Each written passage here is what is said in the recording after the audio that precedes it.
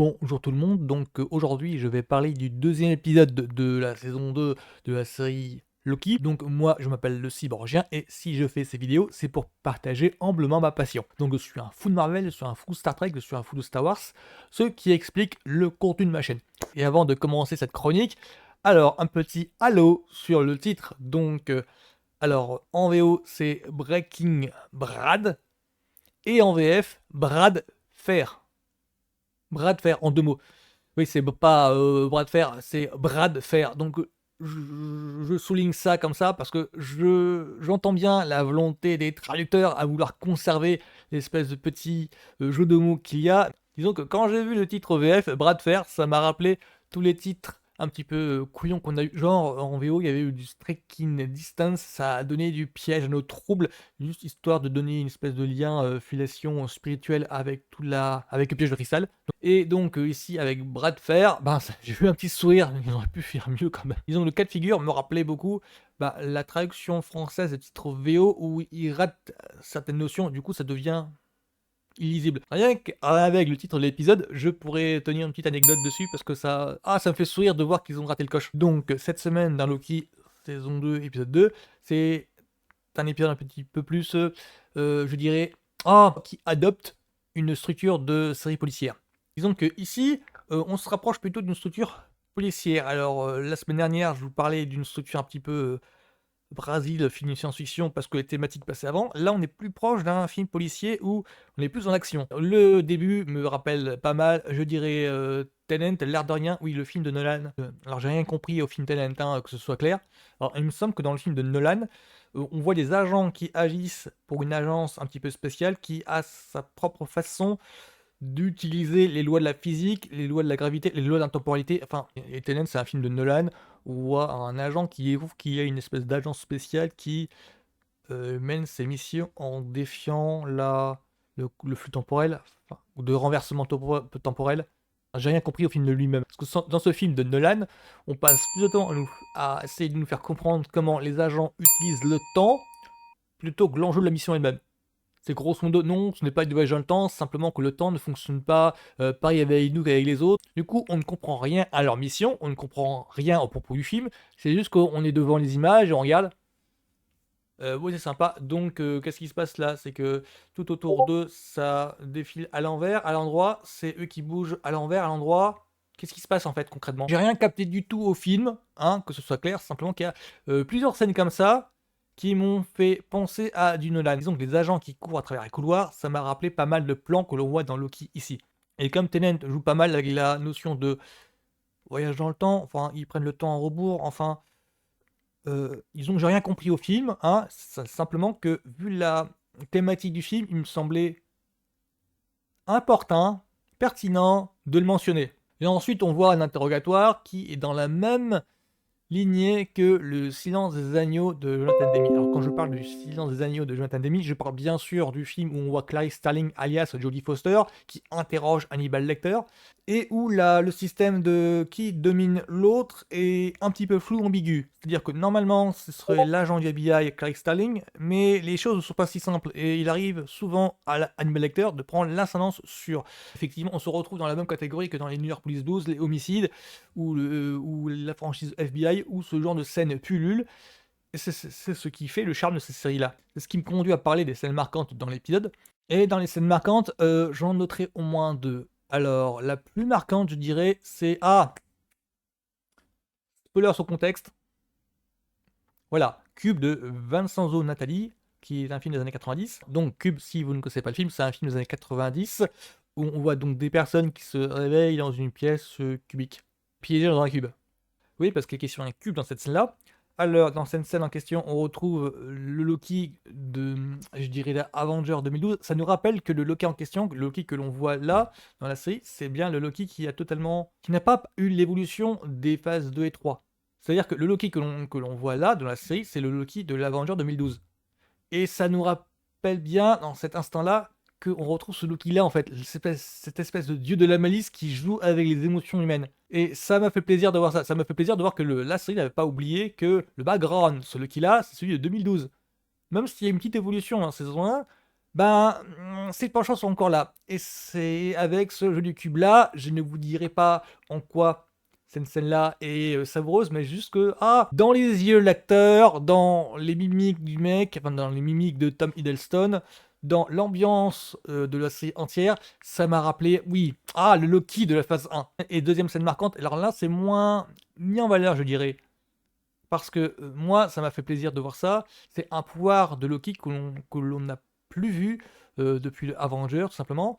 Dans la scène dont je veux parler, on voit Loki qui tient en respect une foule de spectateurs qui vient à un opéra, il me semble, si mes souvenirs sont bons.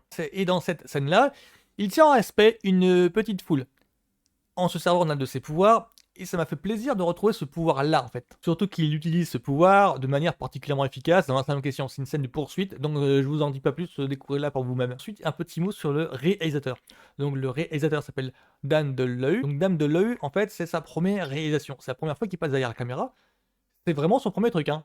Il a rien fait aussi bien épisode de série télé ou film avant, rien du tout. C'est son premier truc. Il vient des effets visuels, c'est un mec qui a fait les effets visuels de pas mal de films Marvel. Je pense à Avenger Endgame notamment, je pense à Iron Man, Captain America Civil War, il me semble que j'ai vu ça dans sa liste. Donc c'est un mec qui a fait les effets visuels de pas mal de films Marvel, et c'est la première fois qu'il passe derrière la caméra, qu'il se sort une caméra. Et ma foi, il se démerde pas mal. Donc là, évidemment, j'enchaîne sur mon avis personnel. Alors, l'épisode-ci, je l'ai trouvé un petit peu moins palpitant, uniquement dans le sens où là, il y a beaucoup moins d'informations à digérer. Parce que l'épisode d'avant, l'épisode de reprise, c'était un festival. Enfin là, les fans ont dû fantoriser dans tous les sens pour savoir là, mais où veut en venir le MCU, où veut en venir Marvel, où en venir Kevin Feige, parce que le multivers, c'est quelque chose de très compliqué. Et là, ce que je retiens, c'est qu'ils essayent de mettre pas mal de choses à plat. Mais vraiment, c'est que là, on donne plus de marge de manœuvre au caractère development, on revoit les mêmes personnages, on retrouve beaucoup d'anciens, donc on retrouve pas mal des personnages pour leur laisser plus de temps à développer, plus de temps à se confier leurs états d'âme.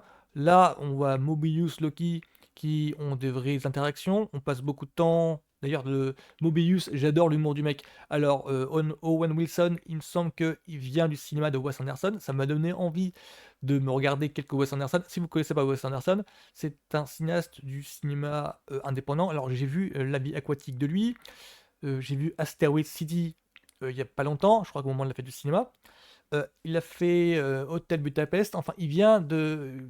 Owen Wilson fait partie des acteurs habituels, récurrents, que l'on voit dans les films de Wes Anderson. Ça m'a donné envie de voir plus de travail du type, parce que moi je le connais que seulement des comédies avec Ben Stiller, dont il est pote encore.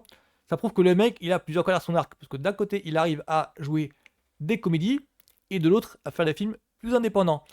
Et cet épisode-ci me donne quelques indices sur... Il est aussi à l'aise dans les deux, en fait. C'est peut-être une chose à souligner, c'est que cet épisode-ci m'a donné envie de voir petit peu plus du cinéma de Wes Anderson. C'est-à-dire que, si je me trompe pas, Owen Wilson a fait ses armes dans le cinéma de Wes Anderson. Alors, ok, il a une grande popularité grâce aux comédies avec Ben Stiller, Starsky Hutch notamment, Voir mon beau-père et moi, il me semble qu'il joue dedans, mais surtout que il provient du cinéma indépendant de Wes Anderson. La vie aquatique, il me semble qu'il joue dedans, Westerwood City aussi, quoique, je suis pas sûr. Enfin bref, je crois qu'il joue dans Hôtel Budapest, La famille Tenenbaum, enfin il joue aussi dans La nuit au musée avec Ben Stiller, pour vous dire que ce mec-là, il a plusieurs cordes à son arc. Et cet épisode-ci m'a donné envie d'en voir un petit peu plus, rien que pour Owen Wilson. C'est-à-dire que là, je reconnais les tics de jeu qu'il a dans certains films indépendants, du genre Wes Anderson, et ça m'a donné envie de voir un petit peu plus comment il se débrouille dans d'autres trucs. Parce que là, c'était vraiment la part belle pour lui, quoi. Il y a un petit teasing sur son passif, en fait, qui n'est pas inintéressant. Glingement Moebius, j'ai l'impression que, il cache quelque chose, et j'aimerais bien savoir quoi. Son interaction avec Loki fonctionne pas mal. C'est qu'on sent, entre Loki qui est excentrique, qui est de la malice, et lui, un petit peu plus réservé, ça donne un petit binôme qui n'est pas sans... qui a une petite saveur. Voilà, tout ça pour dire que cet épisode-ci, moins palpitant. Je dirais que ceux qui attendent du super-héros, oui, ils en sont encore pour leur frais. Simplement que là, mais il y a quand même une intensité qui est préservée. On sent qu'il y a un enjeu en fait derrière, il a son importance, il est grave, et on sent que tous les personnages essayent de pas se motiver, mais se mettre en branle pour essayer de contrecarrer l'enjeu principal. Ça, on sent depuis le début, depuis l'épisode de semaine dernière, donc là, il n'y a pas de souci. Donc là, en l'occurrence, ouais, ils arrivent à tenir la cadence. C'est simplement que il y a moins de choses nouvelles à gérer. Là, la série avance tranquillement à son rythme. On sait très bien que dans 4 épisodes, ils arriveront sûrement. Là, on découvre juste, en fait, ben, les obstacles. Parce que là, en l'occurrence, dans cet épisode-ci, on sent qu'il y a un gros problème au niveau de la TVA, et à Loki lui-même de se rendre compte de ça, d'en prendre conscience. Il a vu un grand méchant la saison dernière, donc là, il y a un gros problème, et l'impression que ça donne, c'est que tout le monde est aveuglé par une certaine, il faut garder la TVA, et donc lui, il est le seul élément extérieur qui peut voir où est le problème. Tellement les autres sont aveuglés dans il faut préserver le système, il faut préserver l'organisation. Lui, ne faisant pas partie de l'organisation, il est le seul à pouvoir voir où est le problème. Donc, moi, bon épisode encore, aussi intense, mais pas aussi bordélique que la semaine dernière. Là, il faut moins de cacher l'aspirine pour pouvoir apprécier le truc, parce que l'épisode de la semaine dernière était vraiment du genre, oula, le gros bordel, bon courage pour pouvoir le comprendre. Là, un peu moins. C'est quand même, il y a une structure quand même plus repérable, on va dire. Quand je vous parlais de la structure de la série policière, c'est un petit peu ça.